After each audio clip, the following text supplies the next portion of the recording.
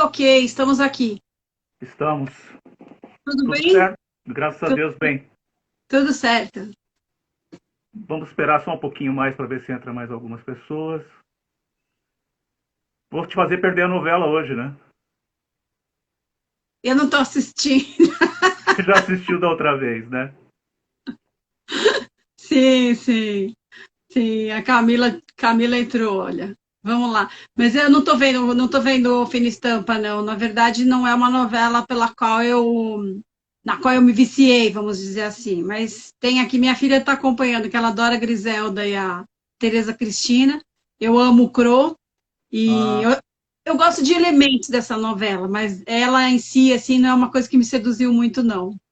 Eu amo outras ah, novelas do Aguinaldo. Eu gosto muito mais de Império, por exemplo, do que dessa novela. ok. Vamos começar? Vamos começar, estou aqui, podemos falar. Eu vou fazer uma pequena apresentação sua para quem está nos acompanhando. Tá. Ana Cristina Padiglione. Ana Estudou Cristina. jornalismo, estudou jornalismo na Casper Libero. Sim, estudei jornalismo na Casper Libero. Começou a carreira jornalística em 90, quando integrou a equipe da coluna de televisão do Ferreira Neto, com Ferreira que o Neto, Flávio Rico. que era o Flávio Rico que fazia, na verdade, né? Então é por isso que toda vez que eu celebro o Flávio Rico, eu lembro disso, que ele é meu mestre. Isso, mantinha na Folha da Tarde essa coluna, né? Eles E faziam também era uma coluna. publicada num monte de jornais. Isso mesmo, isso mesmo. Mas você gostava mesmo era de escrever sobre televisão, e aí você voltou para a coluna da Folha da Tarde, não foi isso? Onde você Na passou a assinar a coluna Zapping. Não, então, na verdade, foi o seguinte: no escritório do Ferreira Neto, eu fiquei 3 anos, que foi a minha grande iniciação. Eu comecei lá na produção do programa que ele tinha na Record na época, ainda foi o último ano da família Machado de Carvalho na Record. Ele fazia um programa diário de debate ao vivo, era uma coisa impensável para hoje, com adrenalina a mil, era muito bom. E eu fiquei 1 ano na produção do programa. Como eu me descobri, é, fazia falta para me escrever, eu pedi para ficar na coluna que eles tinham, a equipe deles mantinha na Folha da Tarde. E aí eu comecei a escrever sobre TV. Eu fui para a Folha da Tarde começando a fazer freela, na verdade, enquanto eu estava no Ferreira Neto. E depois a Folha da Tarde fez uma super reformulação e trocou os colunistas, porque aí não era nenhuma questão do Ferreira, eles queriam mudar totalmente a cara do jornal, e eles dispensaram todos os colunistas anteriores. E acabou ficando eu no lugar do Ferreira Neto, que era uma coisa ridícula, porque eu era ninguém. Mas até que o primeiro ano que a gente fez a coluna, eles nem assinaram, porque era só uma questão mesmo de a gente dar conta da demanda das pessoas sobre esse assunto. E aí depois eu fiquei na Folha da Tarde mais uns 3 anos. Aí foi meu começo lá assinando meu nome e tal, porque na coluna do Ferreira eu era uma colaboradora, né? Aí você foi para o Jornal da Tarde, passou pelo Estadão. No Jornal da Isso. Tarde, a coluna Gente de TV, você foi antes ou depois do Gabriel Prioli? O Gabriel fazia, na verdade, uma crítica. Ele não sei se ele chegou a fazer gente de TV. Fez. Porque eu acho que nós somos até contemporâneos. Ele fazia uma outra sessão que era uma análise e tal. É, eu lembro da gente fazer, ele mandar artigos na época que eu estava lá. Antes, daí, eu fui para o Jornal da Tarde, depois eu fui para a Folha de São Paulo, fazia coluna no outro canal, e depois passei por revista de celebridade, foi isso? Essa ordem, que era Chiques e Famosos. Fui editar uma revista, fiquei 1 ano, fiz parte dessa equipe que fundou a Chiques e Famosos, fiquei 1 ano lá. E depois fui para o Estadão, tive uma gloriosa jornada lá de 16 anos.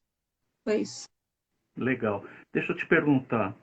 Daí, bom, tem o meu blog que eu faço hoje, que quando saí do E, Estadão, o blog, que é o Telepadi, em 2016. Em 2017 ele entrou no site da Folha, eu sou hospedada, né, pela Folha. E depois em 2018, foi isso? Eu comecei a fazer a coluna do Agora São Paulo, que é o herdeiro da Folha da Tarde, da né? Folha Então, da Tarde. foi uma volta às origens e tal. Embora a Tá. coluna seja totalmente diferente do que a gente fazia naquela época, né? A nossa chamada para a nossa live tem uma frasezinha lá que você gosta tanto de novela que você resolveu fazer uma novela. Conta pra gente essa história. Não é que eu resolvi fazer, na verdade foi o seguinte, na época da Folha da Tarde, eu fui me dando conta que eu estava muito afastada da capacidade de escrever ficção. se eu tivesse que fazer uma redação na escola, talvez eu fosse patinar, porque eu comecei a ficar com aquela coisa meio viciante de jornal, e tudo que você escreve, embora você treine muito a escrita, né, o exercício de escrever, a minha imaginação estava muito pobrinha. E apareceu um curso sobre Nelson Rodrigues na FUNAT, que era perto da Folha, eu trabalhava na Folha da Tarde, ali na Barão de Limeira, e eu resolvi fazer esse curso. No meio desse processo, eu fui participar de um troféu imprensa, e o Newton Traves, que era diretor de dramaturgia do SBT, sabendo que eu estava fazendo um curso era um curso sobre Nelson Rodrigues, mas era curso para interpretação, mas eu queria mergulhar nesse universo de Nelson, só que era um curso de ator, não era de roteirista. E daí o Newton falou, não, a gente achou que você fotografa muito bem e tal, porque eu tinha ido ao troféu imprensa, e eu sei que você está fazendo um curso de ator, de preparação de ator. Eu falei, mas não é para atuar, é para escrever. Eu queria entrar um pouco nesse universo muito louco do Nelson e tal. E ele falou, não, mas acho que pode ser bom, e tarará, porque na época, não sei se era isso mesmo, mas ele disse, até o Silvio achou que você fotografa muito bem. Falei, pô, manda ele me botar no jornalismo então, né? Por que vai botar na dramaturgia? Mas aí eles falaram, não, vamos fazer uma participação especial. E quando a novela estreou, me falaram que não era uma participação especial, que eu ia ficar a novela toda. E eu tive que pedir uma bênção para a Folha para fazer a novela, porque eu estava envolvida numa emissora, escrevia sobre TV, tinha um conflito de interesses aí. Então foi uma coisa muito estudada, muito cuidada, mas eu nem cheguei ao fim da novela no jornal. Acabou tendo eu tive que fazer um caminho, aí uma altura dessa coexistência de novela com coluna de TV, e no final, do meio para o fim da novela, eu saí da Folha da Tarde e fiquei só na novela. Que eu acho que foi maravilhoso, foi sensacional. Eu acho que eu tenho uma experiência dentro do set que é totalmente diferente de entrevistar ator, né? A gente está num outro papel, a gente está com um acesso aos problemas do dia a dia. Isso é muito legal, assim, para a minha experiência de escrever sobre TV, ter estado num set. E assim, uma novela incrível que foi As Pupilas do Senhor Reitor. Foi, assim, para mim, da melhor safra, né, de novelas que o SBT fez, nessa época do Newton Travesso. Anterior às Pupilas Éramos Seis, que foi incrível. E as Pupilas mesmo tinha Juca de Oliveira, tinha Du Moscovis, Tuca Andrada, Débora Bloch, Luciana Braga, era um elenco, né, maravilhoso, a Joana Fon, Elisângela, é uma coisa que, né, veio até dessa época a Valéria Alencar, que depois a gente foi no chá de bebê do Rafael Witt. Quando eu conheci o Rafael Witt, tive que dizer que eu conheci ele da barriga da mãe. Então eu fiz assim, conheci pessoas incríveis e estive no meio deles ali, o que me permitiu também ver o lado deles também quando eles eram ofendidos ou afetados por alguma coisa de imprensa, né? Como aquilo mexe com eles. Enfim, foi uma coisa muito interessante. No final da novela, eu fazia esse curso de Nelson Rodrigues. A gente fez uma montagem. A direção era da Miriam Muniz, que era uma atriz monstruosa, maravilhosa. O curso era ministrado por ela. Depois eu fiz mais um ano ainda o curso dela. E eu faria hoje, se eu tivesse tempo de fazer, porque eu acho um exercício muito bom. Mas eu fiz só As Pupilas e voltei para escrever, que é realmente o que me faz falta escrever mesmo, assim. O Nilson Xavier entrou e está acompanhando a gente, disse que você era a estrela das Pupilas. Não, era personagem de situação. Ele sabe disso porque ele é uma enciclopédia de novela. Ele era um personagem de situação porque era um grupo de lavadeiras. A Lúcia Romano e a Ritinha Martins, que eram atrizes mais destacadas ali. A Lúcia tinha uma história junto aos protagonistas, mas a gente tinha a Elida Marques também, eram 4 lavadeiras. E a gente tinha uma função de leve trás, né? Aquela coisa de novela, que sempre tem que repetir o que aconteceu na véspera. Então, quando o espectador perdeu uma cena, sempre tem ali um grupo de lavadeiras para repetir ou para contar uma para outra, até para informar o espectador que perdeu aquela cena. Enfim, era personagem de situação, como a gente diz, não tínhamos história, não tinha história. Tá. Você falou também de conflito, de ética, você trabalhando no jornal, trabalhar na TV, e você deve ter vivido uma outra situação parecida com essa, porque você foi assessora de imprensa dos enormes Chitãozinho e Chororó e dos ainda pequenos Sandy Júnior. Como é que era essa sua relação com uma assessora de imprensa com a imprensa? Então, não, eu fui assessora de Chitãozinho e Chororó e Sandy Júnior num período em que eu não estava em jornal. Eu fui em 95, quando eu saí do jornal, eu fiquei só na novela, eu comecei a trabalhar como assessora de Chitão e Chororó ali, ainda fazendo novela. e depois eu fui voltar para jornal já em 96, no Jornal da Tarde. Então, isso foi ano de 95, e eu tive mais 2 intervalos de revista e jornal que eu trabalhei um trechinho com eles. Cheguei a fazer uma inauguração de restaurante deles em São Paulo, foi entre a Chiques e o Estadão, bem mais tarde, já em 2000.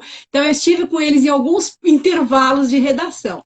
Quando, num desses intervalos, foi assim uma coisa meio breve, entre a Folha e a Chiques e Famosos, ali uns 2 meses que eu fiquei free, eu tive que abandonar de uma forma até meio ríspida, assim, tive que encerrar no dia seguinte mesmo, porque eu entrei, entre a Folha e a revista, né, entre a Folha e a Chiques e Famosos, acho que eu tinha falado Chiques e Estadão, não era, entre Folha e Chiques, eu tive que abandonar porque na Chiques, esse conflito existia muito mais do que nos jornais, que era uma revista interessada em celebridade, daí tinha uma cobertura de celebridade, né? Agora, eu fazendo televisão, o papel das 2 duplas em televisão era mais abastecer a televisão, já eram, né? Sandy Júnior, a gente teve em 95, eles já eram Sandy Júnior, né? Não fui eu que fiz.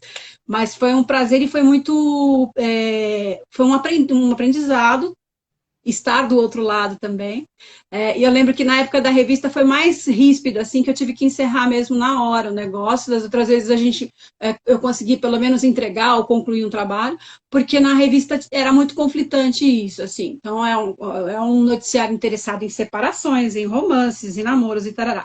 A gente teve, inclusive, na Chiques, a primeira foto publicada na imprensa de Sandy e Lucas, a gente fez na Chiques, porque a família tinha uma confiança em mim, entendeu? Então a gente fez uma coisa muito delicada, tal, porque aquela coisa que eles têm um cuidado muito grande com eles, com razão, e a gente fez a primeira capa da Sandy, mas eu já não era mais assessora dela, entendeu? Era impossível ali era muito evidente o conflito de interesse.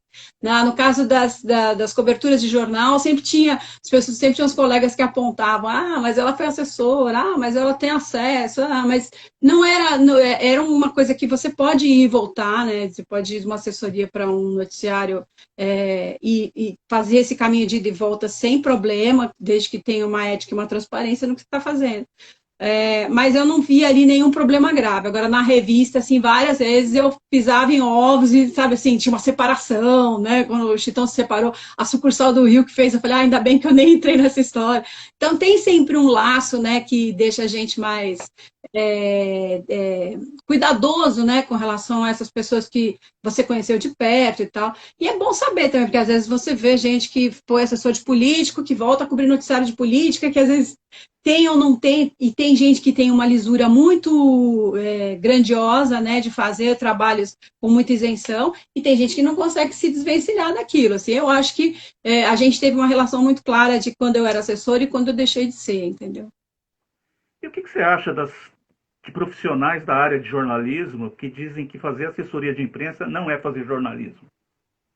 Eu acho que quem fala isso, acho que quem fala isso com mais propriedade, acho que é o Eugênio Butti. E eu acho que ele tem razão. Porque o jornalismo você faz jornalismo para defender o seu leitor, o consumidor final, o seu ouvinte, o seu espectador. E a assessoria de imprensa, ela é em benefício do seu cliente, né? Você está ali para nem sempre o que o cliente gostaria de mostrar é aquilo que mais interessa ao espectador, ao leitor, muitas vezes não é, dependendo da área.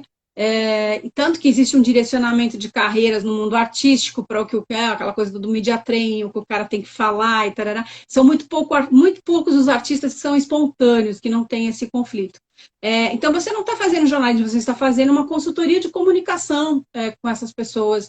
Você está usando o seu conhecimento de jornalismo, sim, evidentemente, mas você não está exercendo uma profissão de jornalista que é levar ao leitor ou ao consumidor final aquilo que mais interessa para eles. Que é perfeitamente legítimo, eu não estou dizendo que seja uma coisa... Você é pago por um cliente para defender a imagem dele. E aí isso deixa de ser o interesse final do seu leitor, do seu consumidor. O jornalismo acho que tem que ser sempre isso, né? Qual é o interesse final do meu consumidor? É saber, no meu caso, um final de novela, quem trocou de canal, ele até quer saber dos romances, mas eu não sou muito boa nessa seara das notícias pessoais, então ele quer um bastidor das produções, quando a Globo volta a produzir, no caso de um jornalista de política, ele quer saber exatamente se o político está honrando com a palavra que ele prometeu na eleição, na campanha, enfim, tem uma série são os interesses do leitor, né, e não são, esses interesses são diferentes quando você é um assessor, quando você está a serviço do jornalismo. Então, eu considero que é um profissional de comunicação, usando o seu conhecimento em comunicação, mas não exercendo uma função de jornalista. Ele tem o conhecimento de jornalista, mas ele está exercendo aquilo para benefício do seu assessorado. Eu acho que é diferente, sim. Uma redação de jornal que tem os cadernos de política, de economia, de esportes, de cidades. Dentro de uma redação, existe alguma discriminação em relação a quem trabalha com variedades, quem trabalha com cultura? Existe. E dentro de cultura, há uma segregação também de quem cuida de televisão, por exemplo, que não é teatro, não é cinema. Demais. Existe mesmo, existe bastante, assim. Existe eu lembro que no Estadão a gente tinha a gente chegou a ter uma chefia, que a gente era a chefia nova, e a gente tinha um caderno de TV que éramos eram 5 mulheres, e a gente falou, a gente precisa impressionar a chefia nova, porque ninguém acredita na nossa capacidade de conhecimento de um repertório amplo, acham que a gente só sabe falar de novela. Então, a gente vai estudar tudo sobre o pré-sal para poder conversar com essa pessoa, ela acreditar que a gente sabe tudo. Depois, nas conversas dessa chefia no início, depois a pessoa vai entendendo que você tem um repertório mais amplo.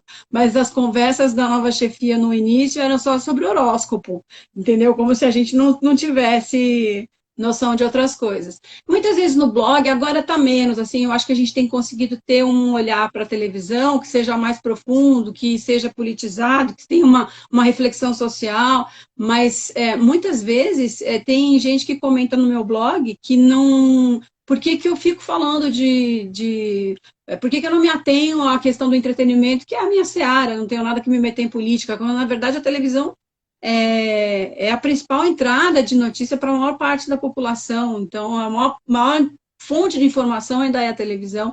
E essa importância, acho que os acadêmicos deixaram de dar durante muito tempo. Demorou muito tempo, sabe, para você ter, mesmo o pessoal do teatro, né, que tinha um certo preconceito com televisão.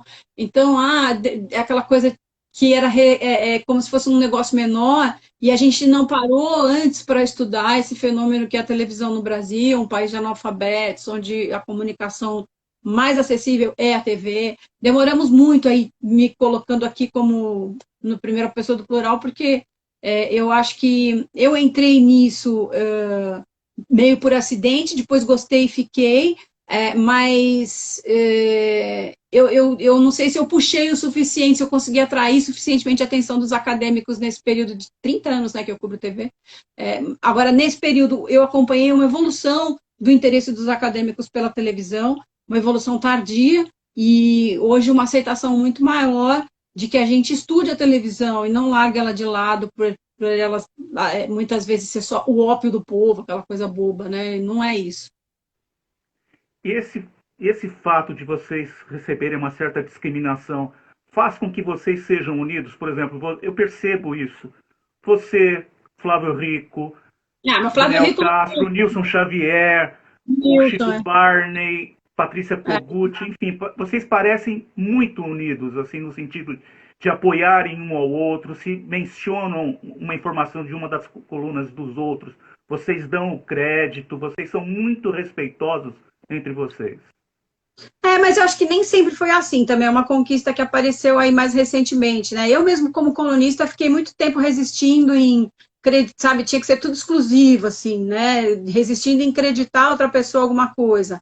Ou tentando alguém dar um furo, você avança 2 passos dali e, claro, isso faz parte do jornalismo, você avançar e publicar outra informação mais quente.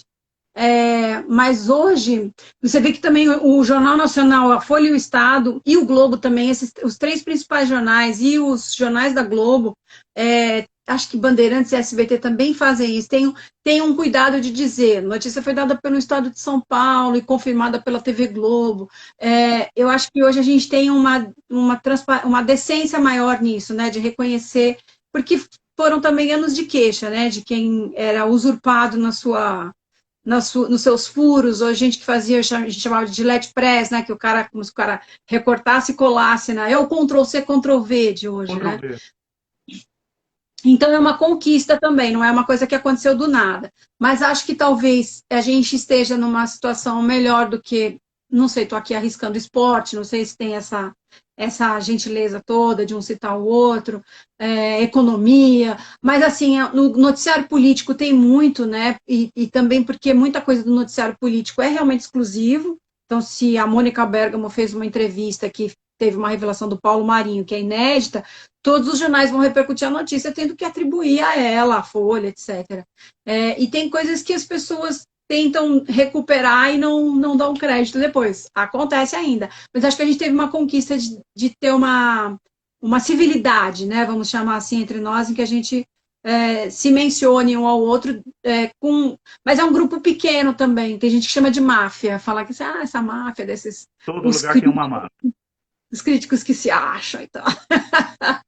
Mas eu acho que nos nomes que eu citei, vocês podem se achar, porque a gente percebe, sim, clareza, a gente percebe lisura, a gente percebe que não tem propósito de lançar determinadas informações só para angariar cliques ou coisas que valham.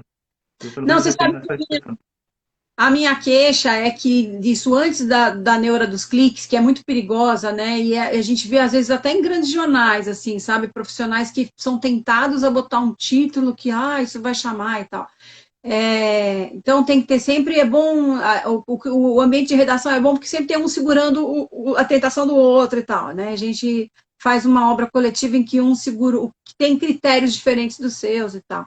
Mas a minha queixa antiga, anterior à internet, é que o cinema, por exemplo, o cinema tem uma cobertura onde as pessoas valorizam o conteúdo, o filme, o diretor, se foi premiado, se vai concorrer, o elenco, o roteirista, as histórias do conteúdo, né? Até tem bastidor, mas tem conteúdo. Na televisão, quando você fala para alguém que cobre a área de televisão, a pergunta sempre é assim, fofoca, sabe? As pessoas não conseguem ver a televisão como um produto de audiovisual em que você pudesse falar, como no cinema, só do conteúdo. E lembrando que hoje a gente tem, aí vindo de uma onda que vem dos Estados Unidos, uma produção de conteúdo que se iguala, que supera às vezes o cinema, lá muito mais do que aqui, em relação a roteiristas e diretores, que estão fazendo coisas para o streaming que não faziam, não conseguiam mais fazer para Hollywood, pela coisa da indústria do blockbuster. Então, de repente, as melhores histórias passaram a ser contadas em séries, atores incríveis e roteiristas incríveis passaram para a televisão. Aí a gente começou a criar um pouco um papel de crítico de streaming, de serviço sob demanda e tal. Mesmo assim, quando você fala ainda, escreve sobre TV, como assim? Tá? Falo sobre novela, telejornais e séries e tal. Fofoca? A pessoa pergunta. Tipo a Sônia Abrão? E não é isso. E aí tem lá, respeitando o que a Sônia Abrão faça, mas é muito diferente disso, entendeu? Eu acho que tem um jornalismo de celebridades, que é esse mais interessado, sim, na vida pessoal, e tem o jornalismo que você quer falar de conteúdo de TV, esse que me interessa mais, na verdade. Você sabe que eu sou fanático por televisão, em especial a brasileira. Aí a gente entra lá no teu blog, no Telepadi, e vê lá, Cristina Padiglione ou Padi, paga para ver TV. Você quer matar gente de inveja? Paga para ver TV. Paga para ver TV. Você quer matar gente de inveja? É só uma maneira de dizer que você transformou um entretenimento no seu ganha-pão, né? É uma brincadeirinha só. Mas eu tinha a Etienne Jacinto, que trabalhava com a gente no Estadão, cobria só séries, e às vezes ela recebia uns links de séries e estamos falando aí até 2010 e tal, os serviços de streaming não eram tão bons como hoje, tal, então tinha muita coisa que vinha por link, ou que vinha senha, não sei o quê, e ela tinha era o trabalho dela realmente, aí eu ainda me divido entre ver televisão e ter que chafurdar bastidores de TV e tal, não vejo tanto quanto eu gostaria, mas a Etienne tinha que parar e assistir alguma coisa, então ela botava os fones. E todo mundo que passava na mesa dela falava assim, que empregão, hein? Nossa, a pessoa é paga para ficar aí vendo televisão o dia inteiro. Na verdade, é um trabalho hercúleo também, não hercúleo no sentido físico, mas que tem um desgaste. Tem uma hora que a pessoa tem que assistir 4 episódios para poder fazer uma crítica e tal. E demora, né? Mas dizem que o Rubens Evold, por exemplo, que era uma enciclopédia de cinema, que sabia todos os lançamentos do ano, e era impossível o cara assistir todos os lançamentos do ano. Ele assistia muita coisa acelerando, né, em que ele passava o vídeo assim numa velocidade maior. E aí ele parava em trechos do filme para assistir, porque não é possível. Claro que deviam ter os filmes, né? Os, sei lá, 10 indicados ao Oscar, o cara assistiu inteiro. Mas muita coisa que você não sabe no que vai dar e que você está ali só avaliando, aí você começa a ver que o filme é uma bomba, vai passando reto. E a maioria das séries eu não passo do 3º episódio, né? Essa aqui é a verdade. Assim, pouca coisa que eu consigo ver, que eu quero ver até o fim, aí é mais por prazer e tal. Às vezes até demoro para escrever sobre a série, porque eu falo, não, vou assistir essa inteira. E aí demora um pouco. A série tá. Poxa, acabou a série, escrevi na terça-feira, no dia do último episódio, mas ela está disponível na Amazon, então tudo bem. Mas eu achei que eu precisava assistir tudo ali para poder dizer, porque eu fui gostando. E aí, para você dizer, nossa, isso é muito bom. E se eu tenho todos os episódios, vou assistir tudo, né? Eu imagino, você tem uma sala com várias telas penduradas, você assiste todas ao mesmo tempo. Como é que você dá conta de ver os programas? Como é que o quê? Como é que você dá conta de ver todos os programas? Não, eu não consigo ver todos, eu tenho que ser bem honesta, assim, eu tô vendo coisas que eu sei que algumas, hoje que eu digo de uns 3 anos para cá, essa coisa do streaming tem facilitado muito a gente buscar coisas que passaram e a gente perdeu. Então, e o Twitter é um radar incrível para isso, né? Que você, eu perco aqui 2, 3 horas fechando a minha coluna diária para o Agora, que é uma coluna que sai no impresso, que eu voltei a fazer impresso, né, em 2019. Final de 2018, eu entrei, já estou agora 1 ano e pouquinho, mas eu tinha até perdido o hábito. O que acontecia? Qualquer coisa que acontece, você vai lá e sobe na internet na hora. Mas tinha uma flexibilidade e tal que dava para mexer no horário. Agora, com um jornal impresso, eu tenho um horário para entregar as coisas, que terminei agora há pouco, entreguei. E às vezes ontem começou o Em Pauta, que era uma edição só com negros, que teve um meia-culpa da Globo News em relação a um time todo de brancos falando de racismo, e eu perdi isso. Eu, quando abri o Twitter e vi que tinha alguém comentando sobre isso, já tinha passado meia hora do jornal. Aí corri atrás do prejuízo, né?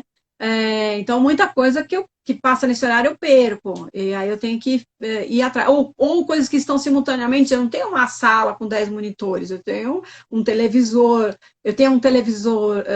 portátil, tenho o celular, que eu posso ver algumas coisas no streaming, tenho o computador, tenho uma tela de TV, tem 2 TVs aqui em casa só, e uma a gente nem liga, então eu disputo uma TV na casa com todo mundo. E aí muita coisa você vai recuperar por causa do Twitter, ou de alguém que comentou, algum negócio, ou eu mesma vendo, às vezes, atrasado o programa, encontro algum negócio que me interessa comentar, mas não dá para ver tudo, não, é impossível, é impossível. E tem novela que você sabe que vai passar 100 capítulos sem acontecer nada de relevante, que vai ser uma história água com açúcar, que não vai acrescentar nada. A maioria das novelas tem isso, né? Então, acompanho ali alguma coisa dentro do que eu sei que pode me render algum comentário, alguma análise, alguma informação que amplie o repertório do leitor. Se não é para isso, não precisa ficar vendo tudo. Sem querer ser invasivo, né? Mas o trabalhador tem uma rotina, ele tem o horário para entrar, o horário para sair, o horário do almoço. Você consegue ter também essa grade de horários, conciliar isso, ter tempo para você, para a família, para suas coisas? Como é que é isso? Não. Minha vida é caótica. Eu sou uma pessoa indisciplinada e eu trabalho num ofício indisciplinado, porque as coisas acontecem a qualquer momento. Então, ontem eu tinha programado de fechar a coluna e fazer outras tarefas. E aí apareceu a história do Em Pauta, aí fui assistir o programa, aí fui escrever sobre aquilo, aí fui pesquisar. Aí uma publicação de um post que tem 10 linhas, para mim é sempre um negócio que eu posso até fazer 10 linhas em 5 minutos, mas depois eu tenho que ficar burilando aquilo. Tem um negócio no Google que é até interessante esse bastidor, né? Então, às vezes acontece alguma coisa que estourou naquele momento, tem 30 jornalistas trabalhando em site que querem publicar primeiro a notícia. Porque quando aquilo for pesquisado no futuro, ou mesmo nas horas seguintes, a primeira informação que saiu quase sempre é aquela que o Google coloca para cima. Se você não está pagando, tem gente que paga. Mas é difícil, nessa área que não tem. Então, a sua informação ela é eleita para primeiro lugar, quando alguém for chamar lá, sei lá, em pauta com negros. Então, vai aparecer o cara que publicou primeiro, os 3 primeiros e tal. E aí, o que acontece muito é que as pessoas escrevem 10 linhas correndo de qualquer jeito, publicam, e depois fica burilando aquele texto, aumenta, coloca outras informações, insere. Esse é o encanto do jornalismo online, né? Você vai mexendo no texto. A coisa ruim é que tem gente que já leu e que não volta para ver depois que tenha um material maior, mas é um negócio que funciona de uma maneira muito mais prazerosa para quem escreve do que o impresso, que tem um horário rígido de fechamento, eu estou sempre atrasada, porque eu estou sempre mudando o que eu escrevi, sempre tentando acrescentar, tem sempre alguma historinha que apareceu, um detalhe novo, eu vou mexer e tal, e me atraso. E no online, não, você mexe à vontade, né? Legal. Deixa eu te falar, o Ibope, que norteia muitas produções, muitos programas, é uma verdadeira guerra, ele também direciona aonde você vai trabalhar, qual o programa que você vai assistir, qual o programa que você vai criticar. Ele te norteia também nisso ou você não se importa com isso? Não, me importo, claro que eu me importo. Às vezes tem alguma coisa que você não gosta nada e está dando um ibope maravilhoso, você tem que ir lá ver do que se trata. E muitas vezes eu tento publicar alguma coisa também que é muito fácil você indicar a novela das 9, que já tem uma super audiência. Você pode fazer análise em cima da novela das 9 e tal, não sei o que lá. Mas ela não é uma dica, olha, hoje tem novela tal, porque ela já está muito presente na vida das pessoas. Às vezes aparecem aqui algumas produções muito à margem dessa grande audiência que tem a Globo, que não é normal, né? Não é normal, essa audiência da Globo é uma coisa que existe só aqui. Tanto que a gente vai para a TV paga, a diferença de emissoras no ranking, ela se dá por decimais ali de audiência, né? Muito fragmentada, né, a audiência. E às vezes eles nem divulgam a audiência porque a gente está muito habituado aos números gigantescos da Globo. Mas a verdade é que 2 pontos na televisão tem um alcance muito forte. Hoje um Roda Viva que não dá 2 pontos na televisão pode chegar a milhões no YouTube em uma semana, de acordo com o entrevistado, com a polêmica que ele trouxe, etc. Mas então o que eu tento fazer, o Ibope eu uso tanto para a massa como para os marginais, aqueles que não têm espaço em lugar nenhum, existe uma produção boa, um bom documentário. Então eu muitas vezes tento abrir um espaço para algum produto que não vai ser vitrinado como uma novela ou como um programa de auditório, etc. Agora, é relevante? Claro que é relevante, que a gente vive também a gente não pode se render à cultura dos cliques e fazer títulos sensacionalistas, mas a gente também não pode dar traço, né? A nossa frequência ali de audiência e de leitura, ela atrai essa coisa que é a publicidade programática, que está em todos os lugares. Eu, no blog, vivo disso, né? Quer dizer, eu não vivo disso, mas o blog tem a rentabilidade dele vem daí. Então, a gente tem que ter notícias que vão dar um interesse de leitura grande. Às vezes nem não está relacionado, às vezes não, né? Não tem uma relação direta uma coisa com outra, tanto que eu falei do Roda Viva, ele às vezes tem 1 ponto de audiência e é primeiro lugar no Twitter, então tem um acesso muito grande na internet. Esse mês, a notícia que mais repercutiu aqui foi a entrevista da Glória Maria no Pedro Bial, em que ela falou sobre episódios de racismo e tal, falou umas coisas muito fortes. A gente fez um texto aqui sobre isso e foi o post mais lido do meu mês, foi esse. O programa do Bial dá 7 pontos, ele não dá 30 da novela. Né? Então, muitas vezes é a relação com o conteúdo mesmo daquele post. Eu tenho algumas publicações de análise, de crítica de uma novela que está no meio já de alguma cena simbólica, que também, de repente, atrai muita audiência. São muito mais... a audiência da internet está muito mais relacionada aos fatos, né? alguém que morreu, alguém que trocou de canal, que, né, saiu de uma emissora e foi para outra, no meu caso, eu digo, né? E no caso de política, uma reunião ministerial que é divulgada, enfim, essa audiência da internet ela é movida muito pelo factual, pela força dos fatos do dia a dia, declarações e tal, e no caso da televisão não é diferente. Então, se eu fosse buscar só na novela essa audiência, estaria errado. Agora, tem site que vive de spoiler de novela e vive muito bem, vive muito melhor que eu, porque sabe o que vai acontecer 10 capítulos antes, tal, isso dá muita leitura também, desde que a novela tenha audiência, né? Tem novela que você publica lá resumo, publica a novela inteira e não acontece nada, assim, não vem gente ler. A gente percebe que você tem muita credibilidade que você construiu com a sua carreira e a gente vê que você participa do júri da APCA, Associação Paulista dos Críticos de Artes, participa do Troféu Imprensa, do Troféu Imprensa, já foi jurada da Dança dos Famosos, num dia que você não deu notas boas em para alguns candidatos lá, e eu lembro que no dia o Twitter mandou bala, né? Como é que é isso? Como é que você se colocar à frente da TV para opinar, para julgar, para dar seu parecer ali? Então, o Dança dos Famosos eu resisti um pouco em ir, e assim, eu tinha sido convidada um tempão antes, e aí eu falei, não, eu não posso lá dar pitaco em uma coisa que eu não sei. Eu também fiz balé na minha vida, mas isso não me autoriza a ir lá e dizer. E aí o pessoal da produção, e depois até o próprio Fausto, me convenceu que existe um júri técnico para isso. E quem está lá como um júri amador, vamos dizer assim, é igual ao público. Então, o que eles querem é o voto do leigo, é a percepção que aquilo causa para a gente. Mas o que acontece é que acho que essa última rodada, se não me engano, os técnicos foram um pouco mais rígidos, porque eles eram também só de 9 para cima, e eles começaram a dar uns 8 ali e tal. Mas os atores que vão lá não querem desagradar os seus pares que estão dançando, e boa parte dos atores que vai ao júri também é de gente que já esteve nesse papel, conhece os bailarinos e tal. Então existe naturalmente um laço ali afetivo que eu não tenho. E aí eu brinquei que eu fazia um papel de Horácio de Almeida, né, que é lá e ficar dando nota rígida, né? Mas teve um ano que o pessoal reclamou bastante lá. Acho que eu fui umas 3 vezes lá.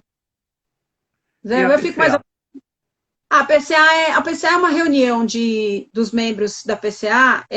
Eu faço parte. O ano passado eu acabei nem indo votar, fechei votos por telefone, foi uma loucura. Mas a gente se reúne. Antes a gente se reunia só uma vez no final do ano, na primeira segunda de dezembro, para avaliar as propostas do ano. E a gente começou a ver que a gente ficava com aquela memória muito fresca dos programas mais recentes, então a gente tem tentado acumular algumas dicas ao longo do ano, e a gente tem feito uma pré-seleção, uma coisa de finalistas que não tinha antes, porque a gente já pronunciava já direto só os vencedores. Aí, de repente, tinha um nome, um programa que ficava ali quase para ser contemplado e que nem era mencionado. Então, a gente passou a fazer uma lista de finalistas e aí a gente se reúne nessa primeira segunda de dezembro e fecha um consenso dos votos. Não mais, eu acho mais justo do que um troféu imprensa, que tem um voto, outro voto, então 3-4 venceu o de 4. É claro que ali na PCA, quando chega num empate, a gente tem que fazer o desempate. Mas a gente discute, a gente pondera. Mas o cara fez o mesmo papel de sempre. Não, mas ele fez também tal coisa, isso, aquilo lá. Mas tem o fulano. E aí você tem num grupo, já começa daí, né? O troféu imprensa você recebe já 3 só para votar. Muitas vezes o melhor do ano não está entre os 3 que você votaria. Cantor e cantora, então, para mim, sempre, né? Sempre aparece lá um trio que eu digo... Música, né? Música. Mas aí música tem uma explicação, porque música sempre tem o clamor popular da música e não a qualidade da música. Eles votam muito ali pelo clamor popular na música, totalmente isso. E aí, na PCA, a gente também já não vota em música, porque tem o time da música, tem o time do cinema, então a gente fica muito focado numa arte só, e é um dos poucos lugares onde a televisão é chamada de arte, né? Que também é um negócio bacana. Mas eu fui uma vez, uma coisa que eu não sei se vocês, só para me exibir aqui, uma vez eu fui votar no Emmy internacional. uma vez só. Eu fiquei bem impressionada como a gente está muito distante daquilo.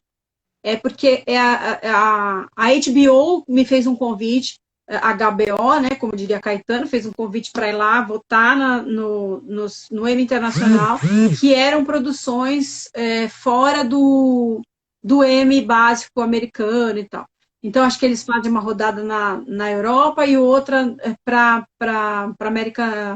as Américas aqui, que não seja Estados Unidos. Então, aí a HBO me convidou para ir votar, e aí a gente perguntou, mas a HBO não concorre também? Como é que eu vou aceitar o convite da HBO e vai aparecer lá produções da HBO? E aí me explicaram que não, na rodada em que estavam indo os jornalistas bancados pela HBO, numa viagem bancada paga pela HBO, não havia produções da HBO entre os finalistas. Finalistas não, era uma rodada que a gente estava fazendo os semifinalistas. Depois da gente ainda teve uma outra turma que votou. E aí eles misturam roteiristas, jornalistas, basicamente isso. Acho que eram roteiristas e jornalistas que vão lá conhecer esses programas. A gente faz uma nota em cima da forma e outra em cima do conteúdo. E aí a gente faz uma média em cima daquilo. Então, tem programa que é tosco, mas que tem um conteúdo muito interessante. Você pode fazer esse balizamento e tal. E aí, depois, por exemplo, no ano em que eu fui, não tinha nada da HBO e tinham várias produções da Globo. Do Brasil só tinha Globo. Acho que tinha uma produção da Fox feita aqui e Globo.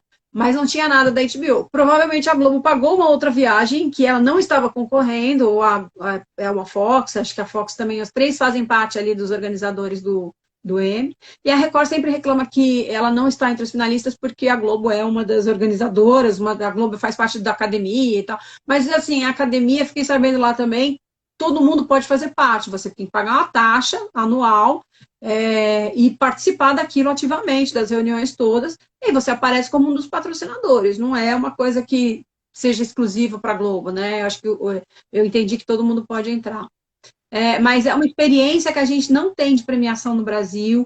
Acho que o Boni, na época ainda que Vida Alves era viva, tentou fazer e combinar com ela, e tentou levantar um meio de fazer uma premiação decente de TV, e não foi feito. Falo decente porque a PCA é feita, as pessoas não têm ideia de como a PCA é feita, não tem patrocínio, o troféu quase sempre uma gentileza do artista plástico que faz, o teatro é cedido pelo Sesc ou pelo Sérgio Cardoso, aí tem alguém que vai lá e faz um coquetel no final, é tudo de graça, assim, entendeu? E é muito precário, assim, e as pessoas ficam muito agraciadas com os prêmios, elas vão no palco fazer um discurso incrível, e aí você fala, eles não têm ideia de como isso é feito, assim, eles não sabem, porque é muito precária a produção, a gente faz sem grana nenhuma, a gente paga uma anuidade também, menor que a do Emmy, que é bem cara, mas a gente paga uma anuidade só para ter o básico, assim, e não tem uma empresa que venha patrocinar um negócio que é super valorizado pelos atores, pelos artistas todos, né? Com a pandemia, Padi, como é que você, como jornalista, está vendo o jornalismo na televisão? Também com a chegada da CNN na TV paga. Como é que você está vendo o trabalho? E parece que estamos resgatando a credibilidade na informação prestada por jornalistas. Exato. Não, eu estou achando um momento glorioso do jornalismo, a despeito dos terraplanistas, que acham que a gente não, se a gente se informar, a gente vai ficar mais triste, mas assim, eu prefiro saber a real, o que está acontecendo, não é? E tem gente que fala, você vê o Jornal Nacional, você fica deprimido. Eu falo, gente, mas assim, só se você quiser fechar os olhos, aí você não vê aquilo e vai para a ficção, esquece o que está acontecendo no mundo.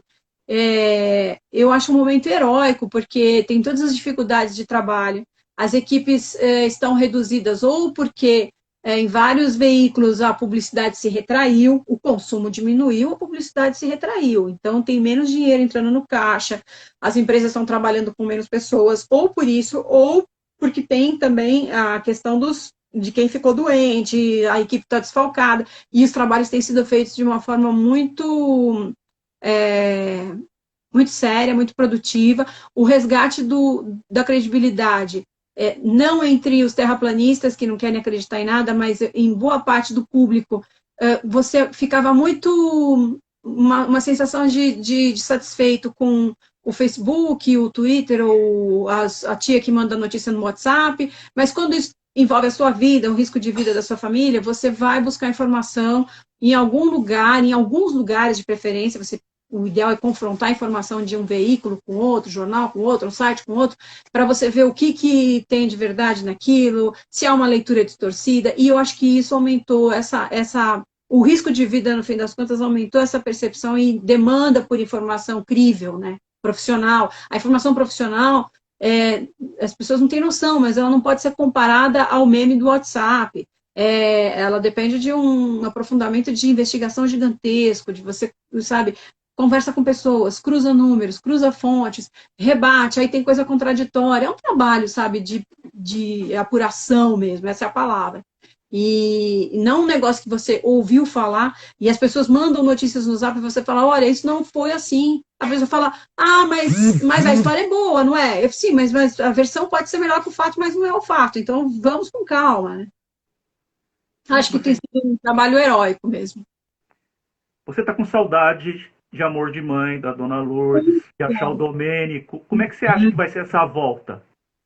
Gente, eu falei, não podia ter sido uma pandemia no meio de uma novela fraca, não. Como é a Salve-se Quem Puder, né, das 7, né? Da 7 é bem água com açúcar mesmo, assim, é bem oba-oba.